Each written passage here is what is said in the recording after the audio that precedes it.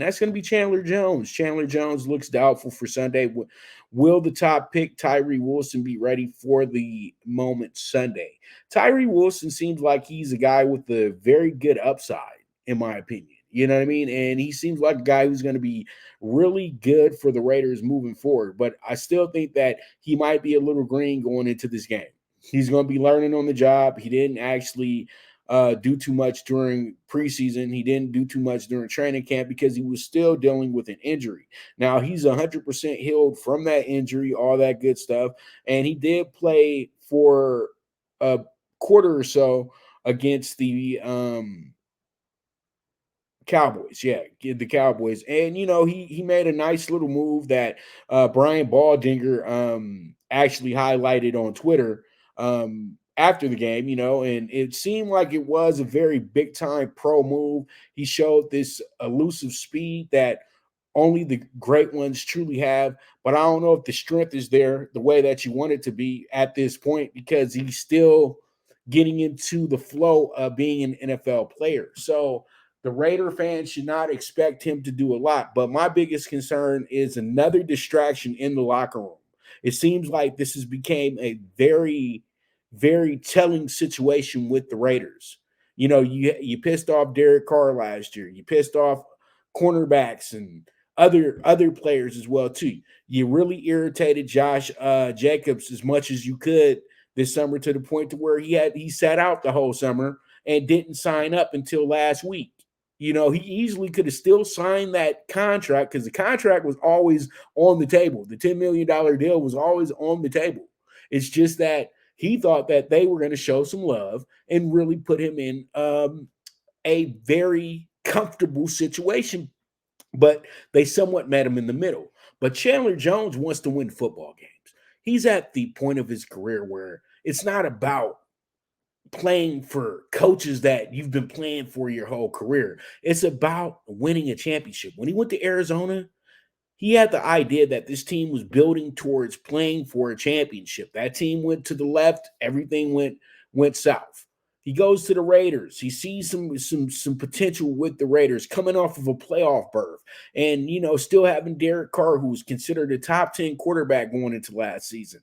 And you got Josh Jacobs. And then you add in Devontae Adams, one of the top 3 wide receivers. How could you pass up a team like that? Then you look on the other side, you got Max Crosby with you.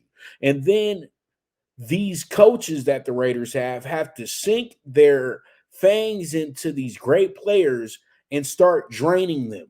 And that's exactly what I feel they did to Chandler Jones. They were asking him to do more than he needed to do. He's an older player now. He's not a younger player. He can't do the same things he was doing 5-6 years ago in New England. And I felt like they're asking him to do that and some. And that just goes to show how the Raiders have went about their business and actually bringing in interior and outside edge rushers as well too. And so it's a very, very telling situation that the Raiders are in a absolute cluster of right now because it's just not a good presentation. And I feel like the pressure isn't on the coach. The pressure is more as on the general manager. It's on the owner. And that's what the problem is because they have to really defend this bad coach to the other powers that be.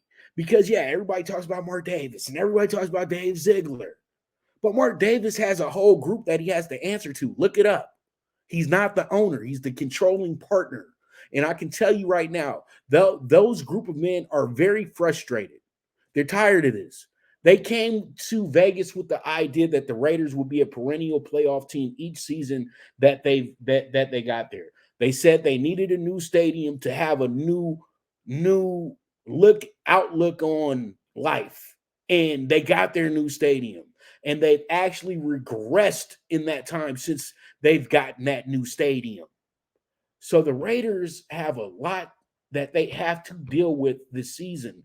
And it doesn't really help them when one of their best players is griping already about not wanting to be there. And there's a reason why he doesn't want to be there. It's because Josh McDaniels is not a good coach. Okay. And then you got guys like Rob Ryan and all these burnouts and has-beens walking up and down the sideline, giving you bad information and not catching up with today's NFL. It's that simple. The Raiders are in for a very long season because nobody likes what's going on there. Nobody wants to be a part of this locker room, or really, nobody wants to be a part of this coach's team. Really, they don't want him. So hopefully, Mark Davis is really evaluating all this very closely and really does think about possibly moving on from McDaniels if the Raiders tend to struggle in the first 8 weeks. I'm talking about like 2-6, 3-5. If the Raiders are under 500, there's no reason to keep going more and more forward with this coach. And I know that it will stagnate exactly what the Raiders are trying to do as a team, to where they want to have stability in the coaching rank. But you know what? This guy was never a good fit as the Raiders coach at the end of the day.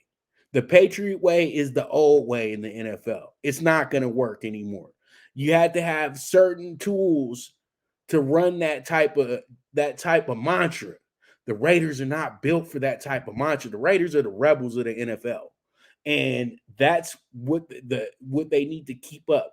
I felt like they were still playing like that with a guy like Bisaccia. And then once you brought in McDaniels, he's bringing in every old Patriot there ever has been. And so this is not good team building. This is not good management. This isn't anything that's good at all. So hopefully they get the memo and these guys figure out a way to, maybe tune out all the noise, like people like me right now, and just perform. Or they can go ahead and they can just do exactly what we kind of feel like they're going to do, is sit up there and play bad until they fire this coach. It's that simple.